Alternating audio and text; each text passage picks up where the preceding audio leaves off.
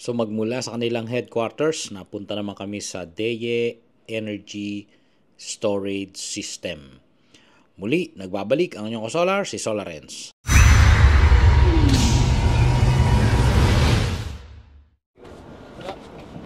Yes. Welcome to Deye ESS. ESS. Okay, thank you. Welcome to Deye ESS. Mga lobat dito, mag-charge na kayo. May power bank na.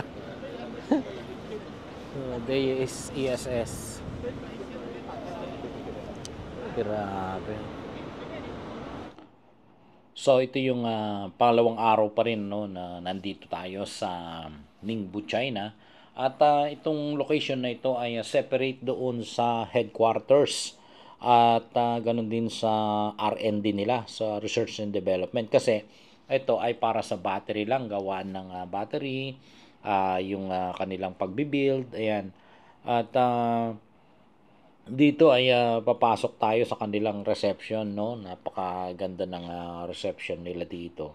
At masasabi mo talagang ang ganda ng ambience, maaliwalas na maaliwalas. At ito kasi, marami siguro silang mga bisita talaga all over the world na pumupunta rito. Kaya pagbungad dito, napakaganda ng makikita. Bilog ang mundo, puting-puti, ha? Wow, prosperity. Wow. Better future. Yun yung design mo talaga.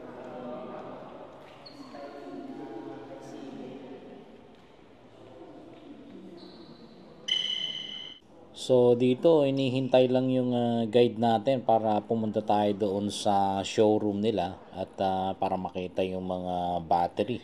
At ganoon na rin yung kanilang mga demo, no? May kita kasi natin diyan yung mga battery na mas malalaki compared dun sa normal na ini-install natin. Kagaya ng 280 ampere hours. Ang mga battery nila dyan ay naka high voltage. Kaya papasok tayo dito sa loob na to at nang makita natin yung mga naglalakihang build ng mga batteries nila. So mga battery pack na yan. At may mga sample din dyan yung mga cells bago maging battery pack. At kasama na rin dyan yung mga inverters na hybrid at saka on-grid system. At ito nga pang 3-phase ito. Pwede na yan para sa mga electric vehicle na pang charge. Parang iikip ka, no? Parang kumbaga ikaw magpapakarga sa gasolinahan.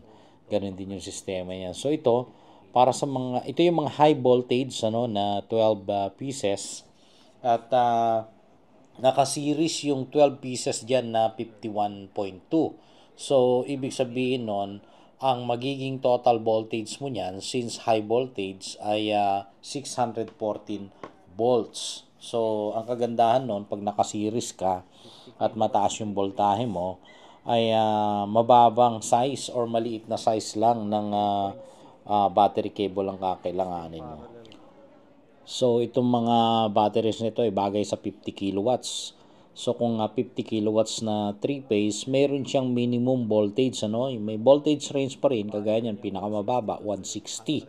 At 800 volts DC yung maximum range niyan.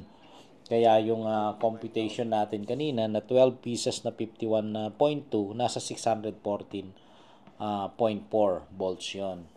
So, ang kagandahan niyan, pwedeng dalawang battery pack ang ilagay. So ito na mismo yung laman ng mga medyo mabababang capacity ng battery. So cylindrical ito at EBE ang laman niyan, no? EBE yung cell niyan at yan ay para sa 48 volts pa rin. At meron din silang pang 24 volts system. So, meron din prismatic kagaya nito. Iba naman to, hindi siya pabilog. Pero ito na yung common na ginagamit para sa mga ginagawang power wall. Ayan. At ang ganda ng pagkaka-casing yan. malaki yung capacity, nasa 280. At lampas pa yan pagka tinest talaga yung actual capacity niyan. Lalampas yan ng 280 ampere hour. So, para sa 24 volts yan. Kasi 8 series. Ayan. 90% DOD. 1, 2, 3, 4, 5, 6, 7, 8. So, 24 volts system. Ayan. Ito naman naka-parallel to. 12 volts lang to. 2, 3, 4. So, 120. 20H. So, ito yung mga ginagamit nilang BMS.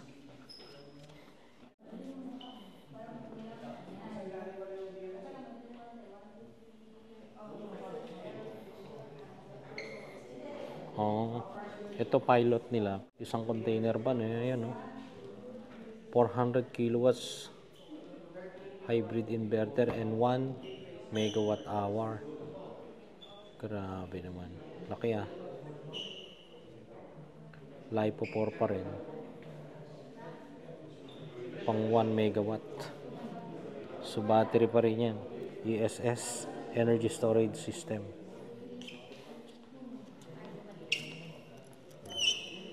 Ano? Ha? Maliit. Ganito yung Hindi, malaking system. pilot lang yan. Container. Container nila. Pilot lang. Isang container na yun. Nakita ko yun doon sa ano. Oo. All-in-one energy storage system ito. Ayan, ibig sabihin meron ng inverter yan. Tsaka lagayan ng panel.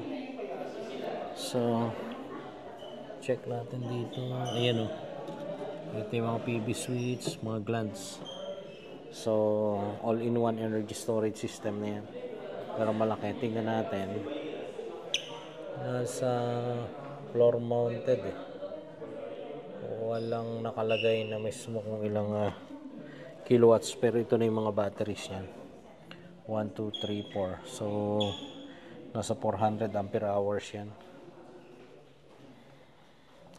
So, nasa 100 ampere hours siguro yan. Kung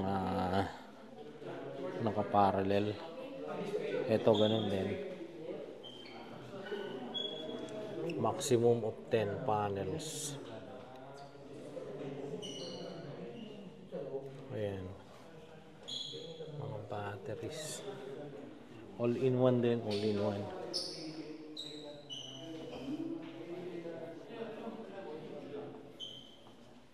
Ito all-in-one din pero mas mababa lang.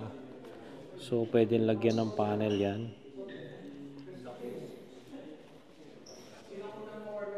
Ayan Dito naman yung battery. At communication.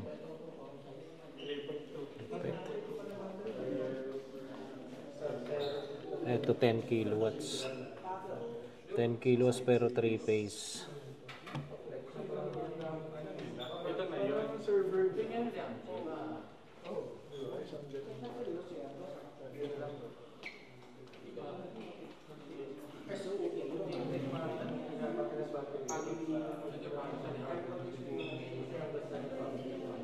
Maximum 10 pieces pala to. 10 kilowatts na 3 phase.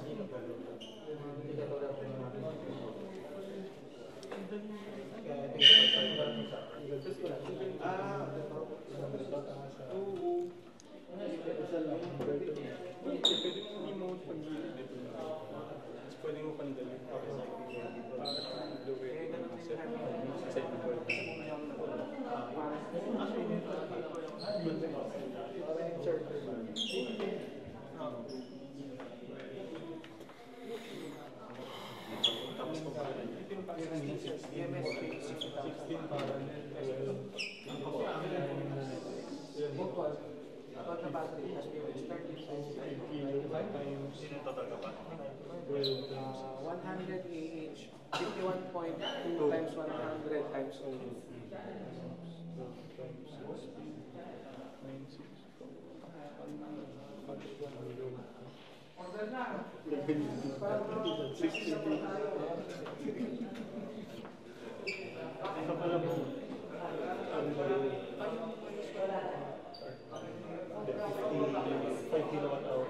Times 12, 60. 16 pre pa parang 960. Ito yung ano, meron na tayo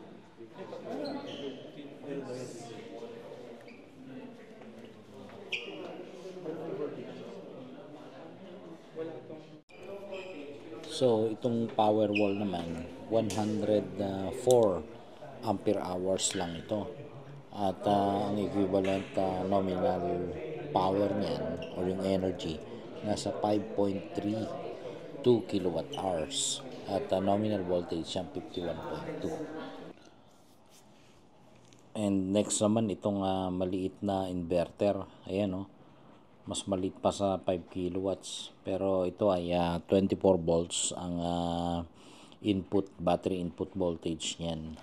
Medyo talagang maliit. So itong power wall naman na ito nasa 120 ampere hours ang capacity. Mas malaki ito kaysa dun sa 104 kanina na power wall pa rin. At ito base doon sa nakita namin nung pumasyal kami sa loob ay cylindrical ang cells nito. So yung pabilog yan.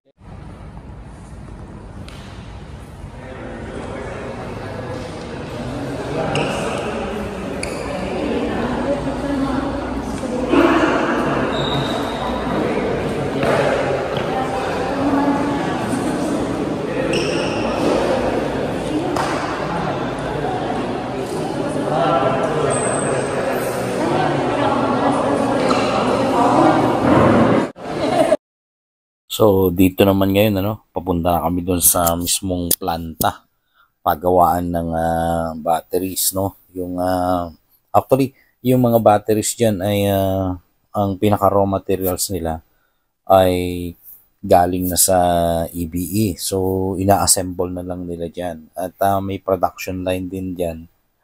Yun nga lang hindi tayo pwedeng kumuha ng video yung sa mismong paggawa nila ng battery. So magkakaiba ang production line ng para sa prismatic cells iba rin yun dun sa cylindrical kasi yung mga robot diyan iba yung handling at magkakaiba depende dun nga sa size. So ito mismo yung nasa loob niyan, yan na mismo yung production line at yung mga cellphones namin dyan, kinuha muna pansamantala at yan, yung mismong yellow shade na yan or orange shade na yan ay tataas at saka lang kami makakapasok. So marami silang mga nagagawa dyan ng mga battery pack. At syempre pagkatapos ng factory visit, ayan, meron namang nakahandang pagkain dahil napagod maglakad dun sa malawak nilang area. So dinner time na naman. Dinner time at saka may kasabay ng Budweiser. So magkakahalo na yan kasi ganun talaga yung sistema nila. Minsan naman ang nakalagay kagaya nung una red wine So yun lang muna mga kasolar dahil nga hindi naman natin ipakita yung mismong production line pero sa kanilang YouTube channel na Day Inverter ay meron namang mga pinakita na ganun. So pwede nyo na lang tingnan doon. So yun at maraming salamat sa panonood. Usap ulit tayo sa susunod na video. Muli ang inyong kasolar, si Solarens.